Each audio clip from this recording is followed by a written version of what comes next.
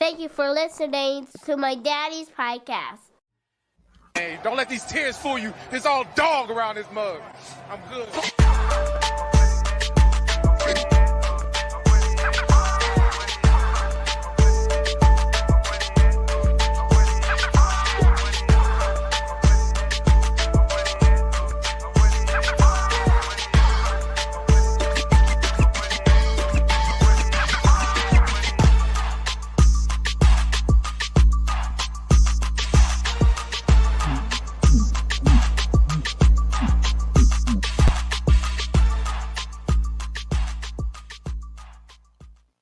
Hey, what's going on, Who Dat Nation? It is yours truly, TJ Jones.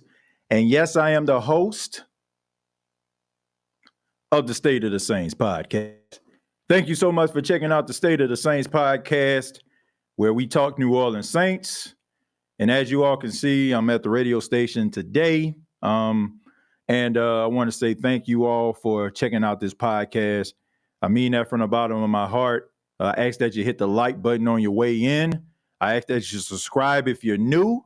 I really do appreciate that if you would do so. But let's go ahead and talk a little bit about some things that are going on with the New Orleans Saints. If you've seen the title today, it talks about some of the changes that are taking place, and changes continue to be made by the New Orleans Saints organization. On today, if you're actually checking this out on a Wednesday afternoon, the New Orleans Saints quarterback coach, also an assistant offensive coach, Ronald Curry. Ronald Curry is no longer with the team, decided to take a job with the Buffalo Bills to be a part of their staff. Ronald Curry was offered a job with the New Orleans Saints as their wide receiver coach, and he, respectfully declined and decided that he wanted to take on a bigger role out in Buffalo. I have absolutely no problem with this from both parties. I can completely understand the New Orleans Saints trying to go in a different direction, and I can also understand where Ronald Curry feels like he is climbing up the ranks. He doesn't want to take something that he feels could, be looked at as a demotion. I mean, you think about it. I mean, being a part of any NFL coaching staff, it's something that if you're a coach, you would aspire to do. Of course, you have to climb the ranks in order for you to get to that ultimate goal. And I assume all coaches want to become a head coach. And Ronald Curry feels like he has something to offer. So I definitely feel like he has something that he can bring to Josh Allen and the Buffalo Bills quarterback crew. And I think the New Orleans Saints are doing the right thing, trying to make some changes, because I think the New Orleans Saints understand that by hiring a new offensive coordinator in Klint Kubiak, he is going to want to bring in his guys. And if you want this offense to be a well-oiled machine, if you want this offense to look a little bit different, you got to allow Klint Kubiak to bring in his guys. So, no problem, no harm, no foul. I see people that are kind of upset about this, and I get it. Ronald Curry, to me, is a very good, promising coach.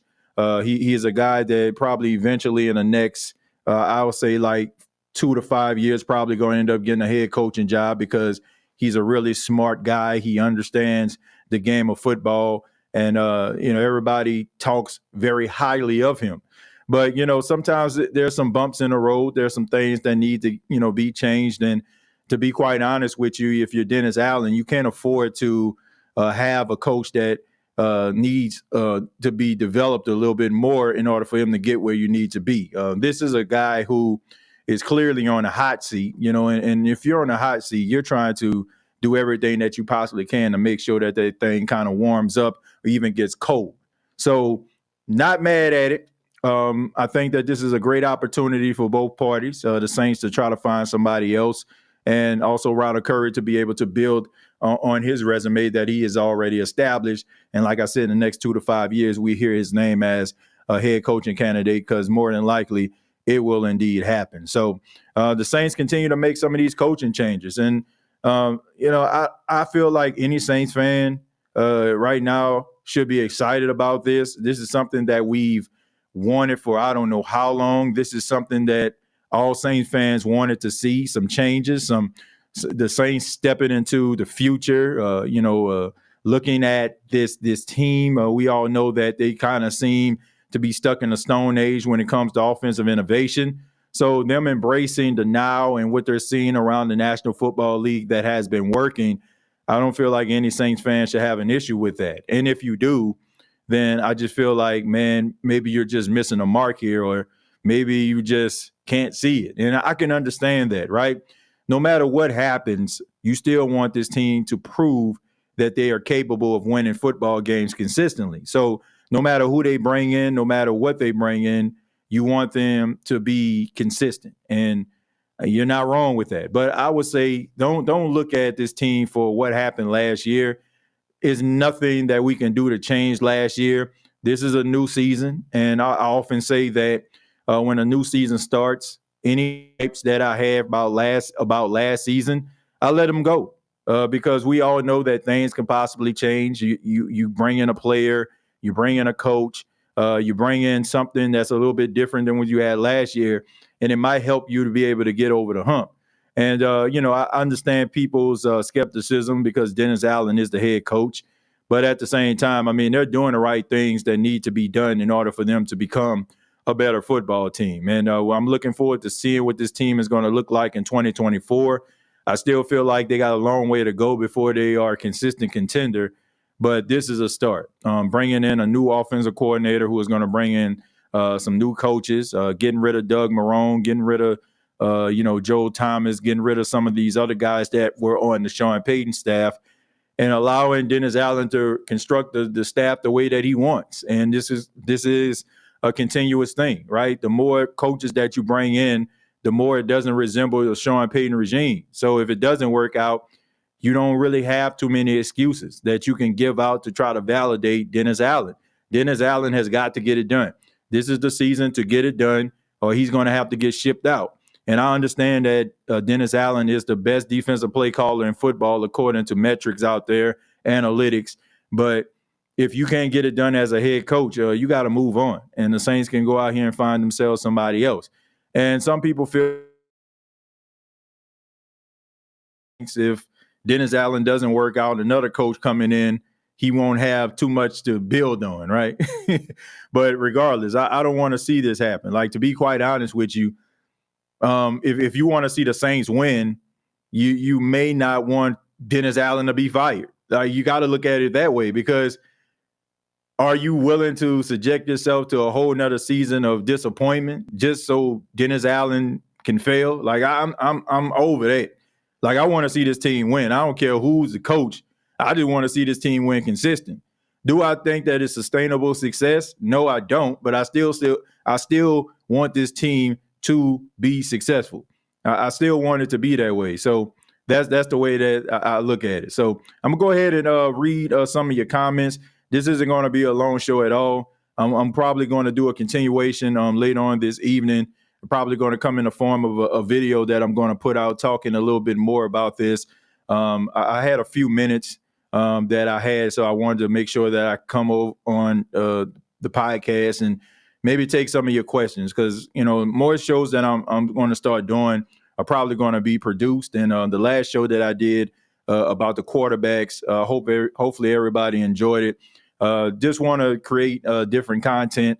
It's kind of hard to put the bells and whistles together when you're doing live streams.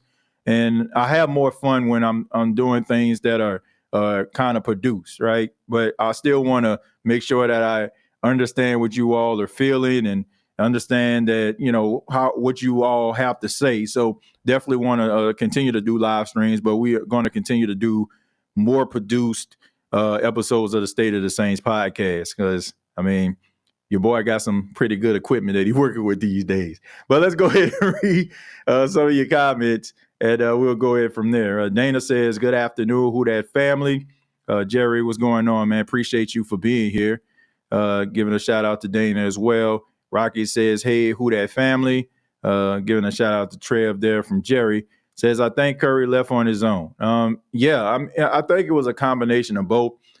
To me, I think it was more so of a mutual thing. It's almost like if you want somebody to leave a job, right? But you don't want to fire him, but so you offer them another position, maybe a position that is not as exciting or as as exhilarating as the job that you had originally, and you kind of just want them to say, yeah, I think I'll try something else. So I think that's probably what it was.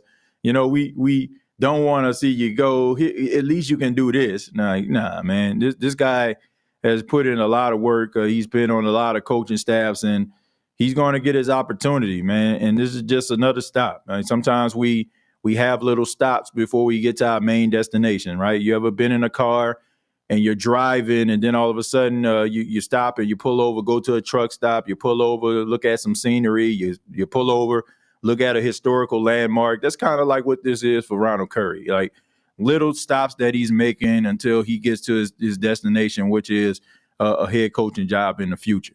So I'm extremely excited for Ronald Curry, and I'm rooting for him. I mean, I know that he's going to do a good job with Buffalo. Curry did leave on his own. Dolph Jackson said hello. What's going on, Dolph, man? Appreciate Dolph. And I hope he had a good time at the Senior Bowl, man. I didn't get a chance to chop it up with Dolph. Man, I had to, do some things. I had to, I was trying to, focus on this unapologetic podcast thing. So I didn't get opportunity to chop it up with a lot of people, but, definitely want to do some things in the future. But I definitely wanted to just kind of get my other podcasts off the ground. And some of you, I hope that checked it out, man. We got a large download presence. Not so much on YouTube, which I understand because I'm more putting emphasis on streaming on the Apple Podcasts and other streaming platforms. But I got a lot of positive reviews on that. So if you ain't check out the Unapologetic Podcast, feel free to do so. It's on Spotify, Apple Podcasts. I'm really excited about that, man, because I put my heart and my soul into every podcast, but it's just a little something different. And I think it's a podcast that really focuses on seeing a different side of me than some of you may not be used to seeing. Says, I knew if Curry wasn't named OC, he was gone. Good as gone. Which, I mean, that's understandable. That's understandable, that he has larger aspirations for himself. And I think everybody should kind of move like that, right? I mean, nobody wants to stay stagnant. Nobody wants to stay in the same position, right? It's all about elevation. Now, some people might be content and okay with the spot that they're in, but most people, they want to be elevated. They want to see the fruits of their labor. And I think that Ronald Curry believes in himself. And sometimes you got to buy into your own self in order for others to be able to buy into you as well. So I'm not mad at that. Says not mad at Curry, can't blame him. I agree with that. And I'm gonna stroll down a little bit more here. It says involved as the previous job. Curry was offered the wide receiver coach job, but turned it down. Yeah, that's according to Catherine Terrell. That's according to Nick Underhill. A couple well-respected Saints reporters there. So that's pretty much the narrative, and they're pretty they're pretty legit. So yeah, I mean, but that goes back to what I said earlier. I mean, it was like one of those situations where they probably wanted him to go, and they probably just offered him that because they knew he was going to turn it down. And like I said, he has bigger dreams for himself. So there's nothing wrong with that. I just hope Kubiak implements more emotion and constant substitutions into the offense, keep the opponents guessing. Inevitable. I don't honestly think that it has to be more about personnel packages. I think that you can put in that work with the personnel that you already have, but you're going to get more emotion, inevitable. And I'm pretty sure that probably was a part of the interview process with the New Orleans Saints. And also, I feel like that's probably why they were so attracted to Klint Kubiak, because we know that the 49ers use more emotion than any team in the National Football League. So with that, we know that we're going to see something a little bit different. And if you look at the 49ers inevitable, I mean, you don't see too many personnel packages. You see the same individuals eating. You see McCaffrey eating. You see Kittle eating. You see Deebo Samuels eating. You see Brandon Ayuk eating. And if one of those guys go down, then you'll probably see Jennings out there catching some passes. You'll probably see Conley out there catching some passes. You'll probably see Mitchell out there, you know what I'm saying? Like other guys out there, so they pretty much use the same guys unless, somebody goes down and then someone else comes in and picks up the slack. I mean, you'll probably see, Juszczyk, catch a pass or two to fullback, but it's pretty much the same guys out there making plays and eating. And, I don't really see too many different guys. I think that, inevitable throughout the years with the New Orleans Saints, because the Saints had more personnel packages than others, I guess we grown accustomed to feeling like, they're distributing the ball to like 10, 11 different receivers. Like we've grown accustomed to that because Drew used to do it so often. But a lot of teams don't really roll like that. A lot of teams don't really just use those many personnel packages. I can remember a couple of years ago when Emmanuel Sanders was with the team, and he talked about his head kind of, being in a whirlwind because of all the different personnel packages that the Saints use. You don't really have too many personnel packages from other teams. The Saints just kind of utilize it a little bit more than others. But with the guys that they actually have, they can eat.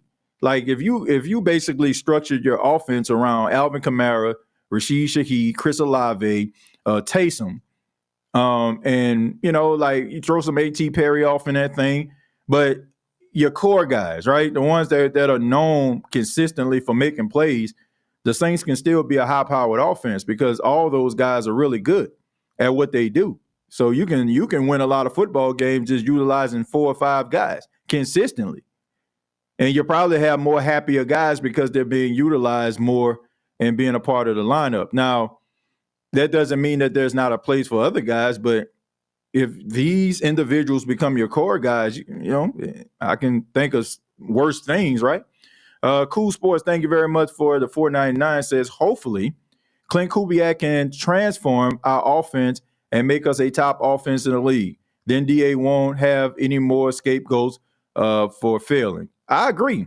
Like this is, I said it last year, and it should have been this year. But this year, you really don't have any excuses because every single coach that the Saints have right now, you are responsible for bringing in. Like all the other former Sean Payton layovers, they're gone. So you no longer have that excuse like, oh, well, this is a Sean Payton guy. No.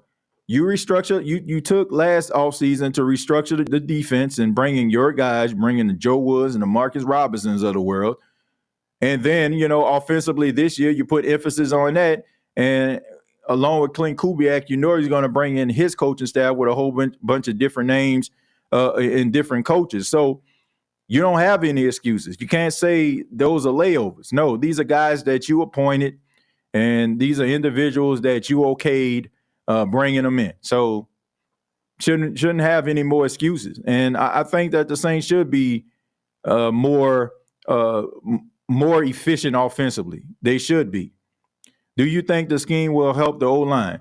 I think so. I think the scheme will help the O-line. I think you have to understand the offensive line that you have, but you also have to take into account Smoke, the offensive line that you need in order for this offense to be effective. But I still feel like you need some athletic offensive linemen in order to make this thing really go. And this is a time where the Saints can actually draft a left tackle and get an athletic left tackle that can be a focal point, be a major part of what you can do offensively.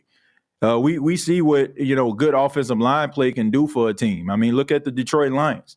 I mean, look at the 49ers. Look at some of these other teams out here that struggled on the offensive line, finally got it right. Now they're clicking on all cylinders. I mean, even you may not like this, but the Atlanta Falcons, they can run the football really well also, because they restructured their offensive line. So, a good offensive line, athletic offensive lineman can definitely make this offense pop and make it live up to its full potential. Says, I really like how the Rams use Nakua. Yeah, me too, man. I mean, look, you got to give the Rams a lot of credit. I mean, Sean McVay does a really good job.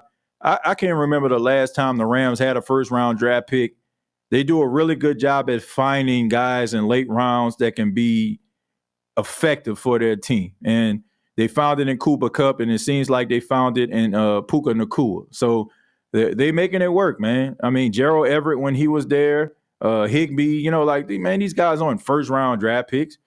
These are guys that they found in later rounds. So whoever's a part of their scouting team, I mean, he's doing an outstanding job because he is finding diamonds in the rough, and you have McVay out there cooking it up. So, yeah. This is random. I won't be happy if the Saints draft Landon Johnson, be him out of Arkansas. I guess your defensive end out of Arkansas. Look, all I know is there's a lot of really good pass rush out there. I mean, we talk about Dallas Turner. We talk about Jared Verse. We talk about the guy that you just alluded to, Landon Johnson. He's the talented guy in his own right. But the Saints need to put emphasis on trying to find somebody that's capable of giving you double-digit sacks. And if you can find that next great New Orleans Saints pass rush, then I'm all for it. Like, I don't care where he comes from, right? I would prefer for him to come from a school where, he's playing against top-tier competition, and we have a large enough sample size to know that he's going to eat no matter what level he's on. I don't think it's a coincidence that you find guys who are leading sack guys that come from bigger schools, and they're known for playing in bigger moments. Now, there are times where you'll probably have a guy who has double-digit sacks that comes from a school that's not considered a power conference, thus Trey Hendrickson out of Florida Atlantic. But even with Trey Hendrickson could have went to any school in the country. He just has some off-the-field issues, and teams, colleges weren't willing to commit to him because of his off the field issues and his his personality at that time. But even with that, he was capable of going to any school in the country. It was just that commitment. Did that school have that commitment? Did they believe that he was going to be able to, stay focused? And they didn't. So even with Trey Hendrickson, he had that capability, even though he went to Florida Atlantic. But you have like the Bosa brothers, right? You got T.J. Watt, right? He went to Wisconsin. His brother, J.J. Watt, went to Wisconsin. Like Michael Parsons, he went to Penn State, right? I mean, you really don't see too many guys that's out here that just eating, they're just coming from, mid-major schools. Like you don't. Like some of the top-tier pass rush out there, they come from bigger power conference schools. And I don't think that's a coincidence. And I just think that at this point, you can't be around here trying to take a canoe boat and talking to a sorcerer to climb 100 stairs in order for you to find the next big pass rush. Like, you can't afford to do that right now. I think that you need to go with more of a sure thing. And maybe you can get to a point where you can take a gamble on somebody later on down the line. But right now, you have to focus on getting it right. Focus on getting it right via free agency, and focus on getting it right via the NFL draft. If you don't, then you're going to continue to set yourself further and further back. And I know that's something that the New Orleans Saints definitely do not want. Keen Arthur says, what's up, TJ? Says, for some reason, I'm not getting any notifications when you go live. Probably because I no longer put out a notification option anymore. I mean, this new platform, it gives you the option, man, but it's kind of like a little tedious task in order to make it happen. So most of the time, it's just a matter of me coming up with a description, coming up with a title, and just, making a thumbnail and hitting live. So that's one of the reasons why you probably don't get the notifications. That's probably one of the main reasons why, when I do go live, we don't get the numbers that we once did before, which I can understand. And I feel like if, you support the podcast, you love the podcast, you know what I'm saying, you're going to come back and look. And I'll tell everybody all the time, man, I know, y'all, going to eventually get around to it. I'm not really so focused on trying to get numbers.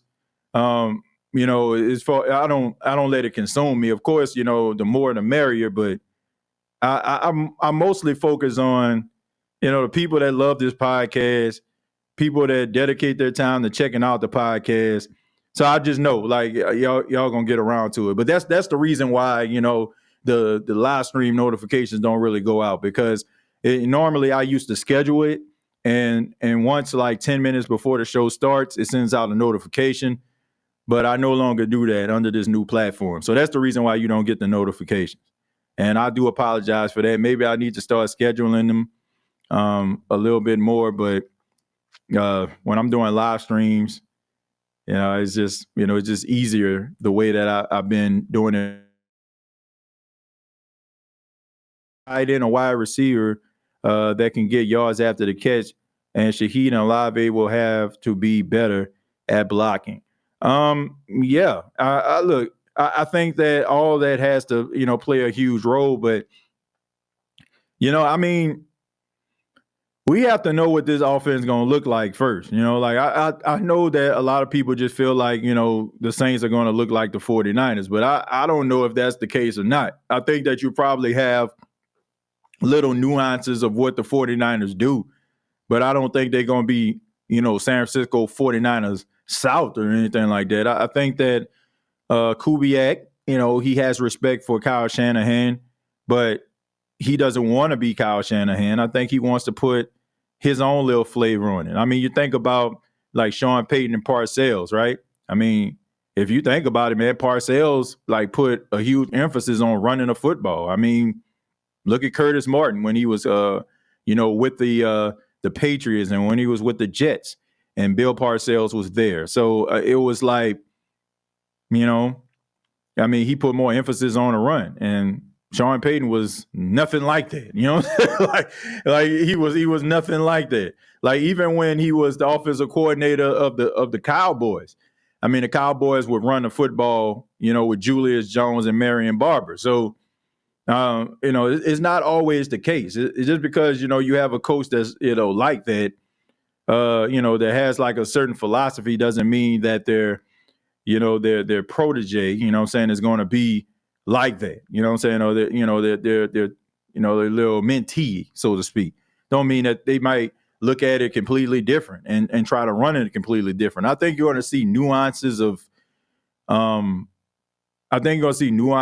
Shanahan, but I don't think the Saints are going to just fully look like the San Francisco 49ers. TJ, my first round pick in April is offensive line, very important piece the Saints need. Yeah, I agree with that, Jerry. I think that the Saints need to focus on the offensive line.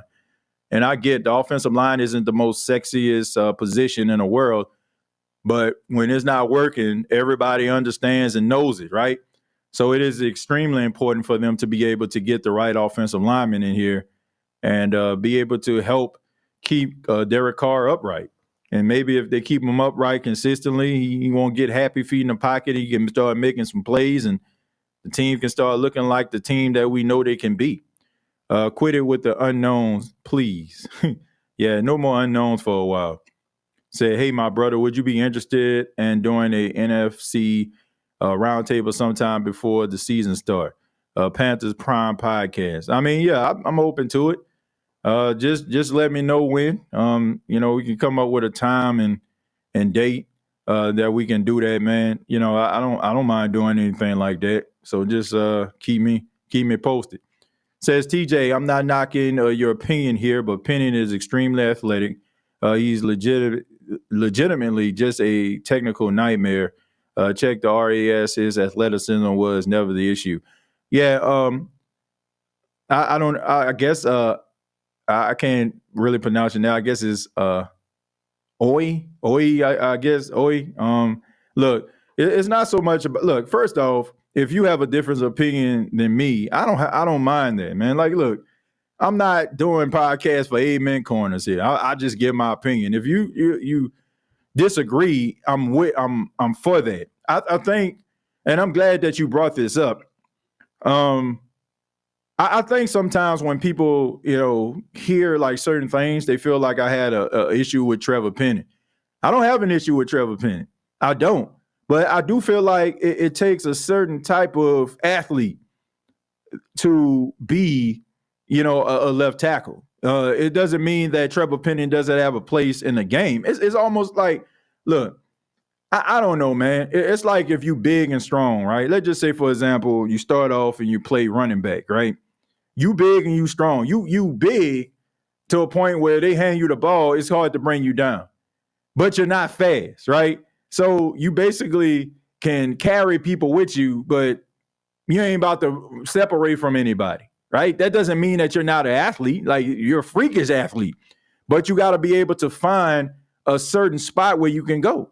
So the coach might tell you, okay, man, I might want to, I think I might want to put you on the defensive line. Might want to make you a tackle, or better yet, make your offensive lineman, put you in the middle right here because I know you're going to put some guys back. You know, like it's not so much that he's not athletic. You know, you can't be in a National Football League and be an offensive lineman if you're not athletic. You know, there's levels to this. There's going to be guys that are more athletic than others. And I just feel like his level of athleticism and what he can bring to the table is not what you are looking for right now in a left tackle. But that doesn't mean that there's not a place for him. That doesn't mean that you can't find a spot where he can go. I just feel like he'll be more suitable as a guard. I mean, if you look at his numbers, you know, as a pass rush versus him being a run blocker, I mean, everything about him, like, basically just screams guard, but exception of his height and his wingspan. And, you know, even with that, I mean, you look at Andres Pete and you look at Trevor Penning. I mean, they're not that far off. I mean, you look at their size, they're about the same height. They got about the same arm length. And the Saints still decided to move Andres Pete on the inside, right? So I just think that he's more suitable as a guard than he is a left tackle. But that doesn't mean he's not athletic. I just feel like, you know, you're kind of forcing him to work out if you continue to put him at the left tackle position instead of like just kicking him on the inside and making him a guard. I think that probably would be the best bet for him. And it seems like the Saints are starting to realize that. Something I've been saying for quite some time, but for some apparent reason, people was telling me I'm crazy, but who's crazy now? TJ, do you remember your reaction to the Cesar Ruiz was drafted? Yeah, I remember that. That's probably like one of my most, I guess one of my most favorite takes right there. It's funny, you know, like when you think about it at the end, like I was talking about the Saints drafting Jordan Love and how Jordan Love ended up panning out, but I'm not going to take full credit for that because I didn't see that coming with Jordan Love, especially at the beginning of the season when he was struggling. So it sounds like I was, you know, like I was preaching a gospel now, but I ain't about to say I was on a full Jordan Love hype train. You know, I just put that out there because I was talking about Jordan Love at the time, you know. I mean, but I didn't see Jordan Love being what he is right now and looking the way that he looked in the postseason, you know. So, you know, I just find it funny. But yeah, that's one of my favorite takes right there. DC need time, TJ. If not, he is straight trash. Yeah. I mean, every quarterback for the most part needs some time unless you Jalen Hurts, even with him. Jalen Hurts, you know, somebody like Lamar Jackson, they can be able to escape the pocket, but every quarterback needs some time, and especially the ones that aren't looking to run. So probably wrong coach or position for Penning. Could be, you know, that could be it too. You know, Doug Marrone, there's a reason why he's not here, and there's a reason why we kind of, you know, turn a side eye to him and his you know, his offensive line coaching. So maybe bringing in somebody else that can help Trevor Penning live up to his potential. But I still think he should find that potential in a guard instead of the Saints trying to continue to try to make this dude work. Like, but I think they're starting to get it. I'm hearing more, you know, kicking him on the inside type talk going on. Also, my brother, I've been a sub for a while. Great platform, man. Talking straight facts each time I watch. Well, Panther Prime, thank you so much, man. I appreciate that. Look, man, we try to be honest as we possibly can on the podcast. You know, I mean, when we talk about teams in the NFC South, we joke around and stuff like that. But, man, you ain't about to get no fabrications over here. Like, I don't care if I lose subscribers because I'm telling you that the Falcons look better than the Saints or something like that at a certain point, or the Bucks. Or I don't care about that, man, because if you want to be lied to, this ain't the show for it. But, you know, we just try to be as honest as we can, man. We try to have fun. We talk about our team. We love our team. But we ain't trying to throw out no fairy tales and sell no wolf tickets over here. But I appreciate it, man. I thank you for that. It's the kind of, that's the kind of platform I want, man. To a point where if somebody comes from another team to check it out, they know they're going to get a real perspective instead of something that just, I don't know, embellished. Kubiak was the passing games coordinator for the 49ers. Yeah, he was. He also worked with the Minnesota Vikings. He started his career with Texas A&M. Of course, his dad, Gary Kubiak, was the head coach of the Houston Texans and the Denver Broncos. So, yeah, man, he's been around. And I say this, I just respect this guy because we've seen it so many times, right? We look at guys like Steve Belichick, right? Get on his daddy's staff, not really paid his dues nowhere else, and just get a job. And then you got guys like Klint Kubiak that just kind of climb the ranks. I mean, another guy, Jay Harbaugh, the son of Jim Harbaugh, he's climbing the ranks, like doing it the right way. It's kind of hard for me to get down with these guys that just expect,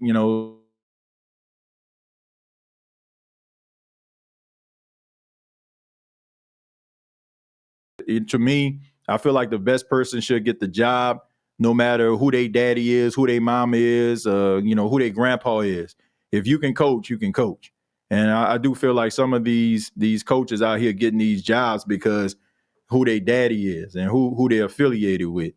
But if you're going to get a job or get opportunity because of who you're affiliated with, I would at least like to see you do it the way Klint Kubiak did it, right? Climbing the ranks, starting off as quality control and all that kind of stuff and building this stuff up to where he is right now. I got respect for that. Not those guys that just expect to get a handout or, expect preferential treatment. Like I'm not down with that. TJ, assuming Jameis is out, who do you think the backup is? Hill, Jake, or do we ask somebody? Jake Hayner is the backup if Jameis is gone. Look, I know people aren't talking about Jake Hayner that much, but if you look at some of the things that were going on with Jake Hayner last season, the way that he was able to grasp and grasp the concepts of the offensive playbook, people were talking about like how smart he was. How he was able to kind of break things down, how he was able to control the huddle. I mean, I just think that people aren't really talking about him. And I think that he deserves a shot. I think that Jake Hayner already came into the league with some good qualities. He's an accurate quarterback. You're going to get the ball on time. And I think the more he develops inside of an organization and inside a program, the better he will be. I don't think that he'll be a starting quarterback, but if your quarterback goes down and he needs to come in, I think that he can keep your team afloat for 3 or 4 games if something was to happen to Derek Carr. So, yeah, I think Jake Hayner would be the guy. I hope with some new offensive line players and a new OC would resurrect AK's career and numbers. I think it will. I think that AK goes as the offense goes. And I just think that we just look at Alvin Kamara doing so many amazing things and we just become accustomed to it. But what we don't realize is let's just go back and take a look at early in his career, like his rookie year.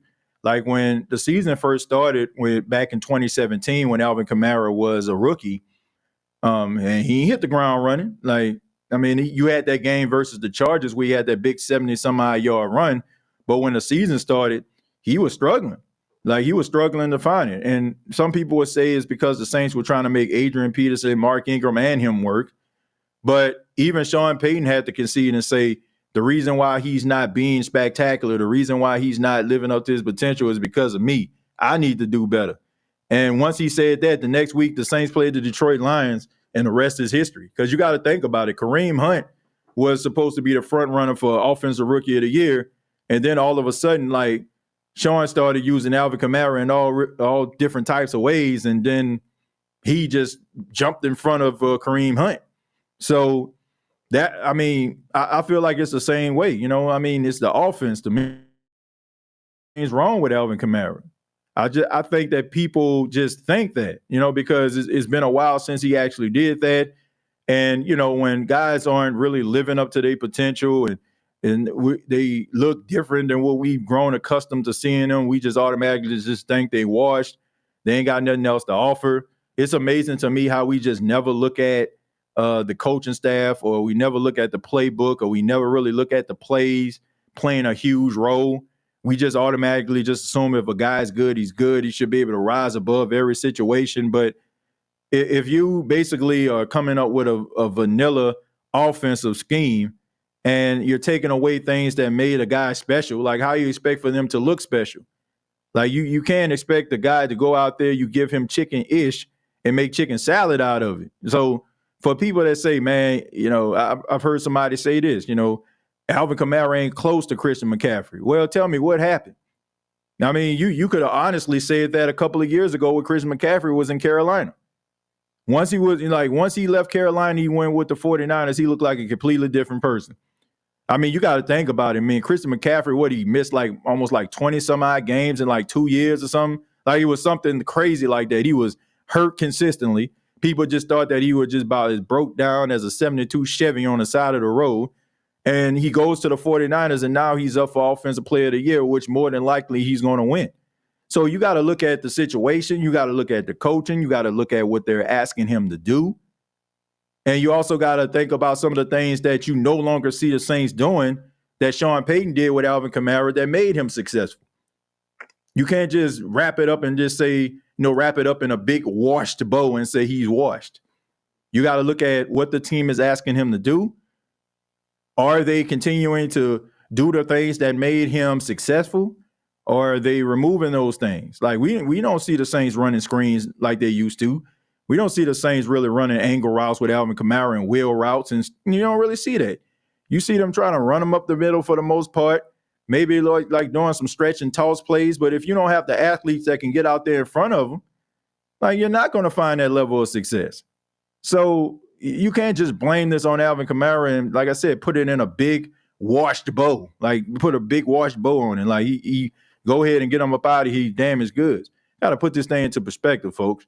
Like if he's washed, then he's washed. But we got to look at the way that this guy is being utilized. We can't sit up here and talk for an hour and a half, 2 hours after a big loss for the New Orleans Saints and talk about what the hell happened to the offense, but then can't concede to the fact that maybe that has something to do with the reason why Alvin Kamara doesn't look like Alvin Kamara. Like we can't have it both ways. We can't have it both ways. So we got to take that and put that into perspective as well. I'm going to take a few more, and then I got to go ahead and get up out of here, folks. There's a lot of good running backs, but I don't think there's many as unique as Alvin. Yeah, I mean, he is unique. And once again, when you take away things that make a person special, sometimes we forget that person is indeed special, but he's there. Like he's there, man. He's there. If all you want is a Super Bowl, I'm afraid you'll be waiting a minute, Cannon McGee. This is an unserious organization when it comes to the head coaching position right now. Eugene, that's a good point. There are some things within this organization that we all are very critical of. Their unwillingness to fold at times, their unwillingness to bend the knee, so to speak, and just submit and be like and concede to the fact that things aren't working. Look, I can understand that you might want to take some time and want to see things work, but you also have to look at this seriously, man. You got to think about, are you putting the right pieces in place to be successful? Now, what they're doing this offseason is a step in the right direction. I know the narrative and what we've been talking about is the fact that they are stuck in a stone age, but at least they're trying to embrace modern, offensive innovation and trying to go out here and look at what makes these 49er teams, these Chiefs teams, what makes them successful. So I can respect them in that regard, but I can understand people's skepticism about where this team is and the belief in, this team based on who's the head coach, because he hasn't really shown that we should put our belief in him. But what they're doing as far as like some of these moves in the offseason, I mean, you got to give them credit with that, and I will. Says exactly, TJ, the coaching not doing the job to help him produce. Sorry play calling, sorry offensive schemes. And then you also got to think about this. Like, how enthusiastic will you be if you know more than likely the plays that they call are not working? I mean, and then on top of that, I mean, let's just put it into life perspective. How optimistic will you be about paying your bills if you know you ain't got enough money to do it, right? You know, like how optimistic would you be about taking trips if you know you ain't got the money to do it? How optimistic would you be about buying a car? I mean, like, just think about like certain things that you do in everyday life. Like we expect for this guy, okay, man, just do a half-back dive, right? Man, straight up the middle, arm three, you ready, break. You know more than likely the offensive lineman about to get pushed back into your lap. How, like, and you know more than likely you about to, like, absorb, like, a huge blow because the offensive lineman ain't protecting for you the way that you feel like all line should be protecting the running back, right? I'm like, how optimistic would you be that a player is going to work? How optimistic would you be that you're going to hit your head on a goalpost? It's life, folks. And I know that we look at these individuals, I say this often, we look at these individuals as larger than life, and we expect for them to be able to overcome certain adversities and stuff like that because they're great and they're wonderful. They are. But we also have to look at the fact that, man, if you know something ain't working, it ain't working. And you can try to psych yourself up all day, all night, but that means absolutely nothing. When you're a success, for the most part, you can make somebody miss, but some of these plays, I expect for this offensive lineman to be able to push this dude back in order for me to find his lane to gain his 5 or 7 yards. So let's look at it that way too. But thank you all so much for checking out the State of the Saints podcast. I really do appreciate it. Much love to each and every one of you. Be sure to subscribe to the channel, youtube.com, search the State of the Saints podcast, and you can check out previous episodes of the State of the Saints podcast on Apple Podcasts, Spotify, iHeartRadio, Anchor FM. Follow me on X, also known as Twitter, at TJAY Jones 8. We'll talk a little bit more about Ronald Curry. I'll put a video up later on this evening, giving more in-depth details on that. I just wanted to make sure that I answer some of your questions on this episode. So be on the lookout for that one coming up later on this evening. And thank you all so much for your love and your support. Ask to everybody subscribe to the Unapologetic Podcast. That's available on youtube.com. Search Unapologetic Podcast. A weekly podcast comes out every Thursday. Should be a new episode on Thursday that's going to be coming out. Be on the lookout for that. And thank you for everybody that has downloaded and also checked it out. You know, and if you're into, different talk about life, pop culture, what have you, check out the Unapologetic Podcast. Till next time, all I got to say is, who dat? Thank you for listening to my daddy's podcast. Hey, don't let these tears fool you. There's all dog around this mug. I'm good.